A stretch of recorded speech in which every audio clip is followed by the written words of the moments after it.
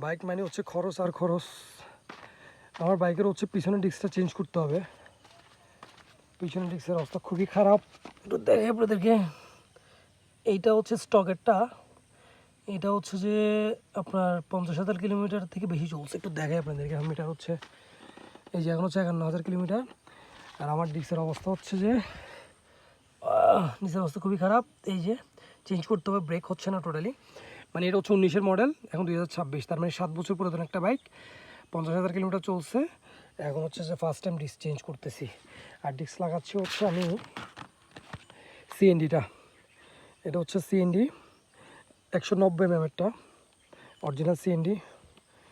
তারপর হচ্ছে যে পিছনে ব্রেক প্যাডটাও চেঞ্জ করে দিচ্ছি, এটাও সিএনডি, এটাও ইন্দোনেশিয়ান। যদিও হচ্ছে বর্ষাকালে ব্রেক প্যাড টিকে না, যতই ভালো ব্রেক প্যাড লাগান আপনি বর্ষাকালে টিকে না, কারণ বর্ষাকালে হচ্ছে পানি আর কাদার কারণে হচ্ছে ব্রেক প্যাড নষ্ট হয়ে যায়। তো এই টাকা মানে নষ্ট হয়ে যাওয়ার কারণে অনেকে হচ্ছে যে কম দামি ব্রেক প্যাড লাগায়। আপনি কম দামি ব্রেক প্যাড লাগাইলে আপনার হয়তো কিছু টাকা সেভ হবে, কিন্তু আপনার ডিস্ক নষ্ট হয়ে যাবে। তো আপনি যদি মানে আপনার দ্বারা যদি সম্ভব হয় আপনি হচ্ছে ভালো ব্রেক প্যাড ইউজ করবেন, ভালো ব্রেক পাবেন। হ্যাঁ, একটু টাকা খরচ হবে, বর্ষাকালে জিনিসটা মানতে হবে। অনেকে হচ্ছে যে খুব কম দামি ব্রেক প্যাড লাগায়। কম দামি ব্রেক প্যাডগুলো অনেক শক্ত হয়, তো এগুলো হচ্ছে সহজে ক্ষয় হয় না, ডিস্কটা নষ্ট করে ফেলে। এই জন্য চেষ্টা করুন ভালো মানের ব্রেক প্যাড ইউজ করার জন্য। আমার ডিস্কটা মোটামুটি সুন্দর লাগতেছে, আমার ডিজাইনটা আমার খুব ভালো লাগছে।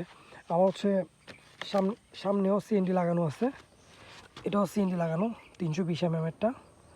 আর হচ্ছে ক্যালিপার লাগানো আছে প্রজেক্ট 1-এর। আর সুন্দর লাগতেছে আমার বাইকটা।